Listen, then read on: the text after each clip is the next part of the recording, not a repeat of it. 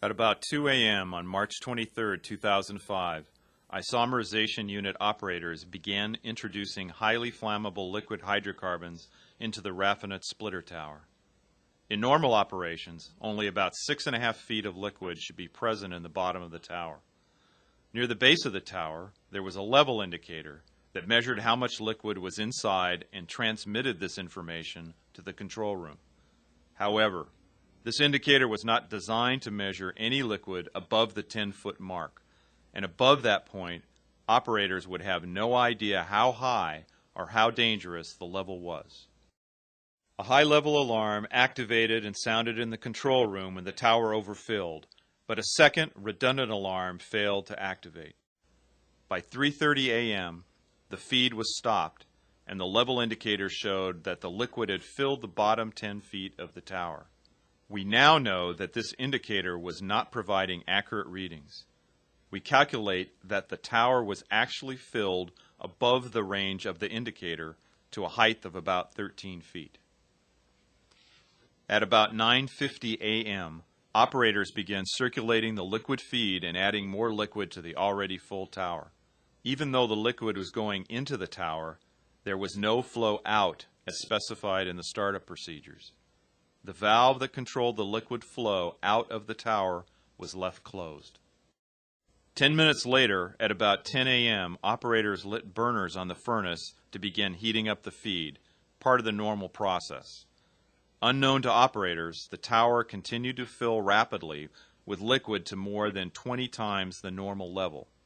We now calculate that the level reached 138 feet inside the tower, while the inaccurate level indicator told operators that the liquid was below 10 feet and falling. Around 12:40 p.m., a high-pressure alarm was activated. 2 burners were turned off in the furnace to lower the temperature. The valve specified in the procedures for controlling pressure didn't work, so an operator used a manual chain valve to vent gases to the blowdown drum and into the atmosphere.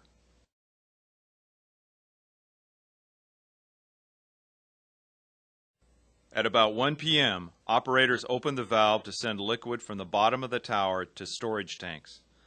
This should have improved conditions inside the flooded tower, but the liquid at the bottom of the tower was very hot, and as it exited through the heat exchanger, it suddenly raised the temperature of the feed going into the tower by over 150 degrees. By 1:05 p.m., the liquid entering the tower was beginning to boil and expand, causing the level inside the tower to increase further. At 1:10 p.m., the tower began overflowing liquid into the piping off the top of the tower. Liquid built up in this vertical piping and exerted great pressure on the emergency relief valves 150 feet below. At 1:14 p.m., the 3 emergency valves opened and liquid began flooding the blowdown drum at the other end of the isomerization unit. Some liquid overflowed from the blowdown drum into a process sewer, but the high-level alarm on the blowdown drum didn't go off. The drum filled completely, and bystanders saw a geyser-like eruption from the top of the blowdown stack. The eruption lasted about 1 minute. Liquid fell to the ground, creating a large, flammable vapor cloud. This model predicts how far the vapor cloud expanded across the area just 1 minute after the release began from the stack. At 1:20 p.m., the cloud ignited, causing a series of explosions.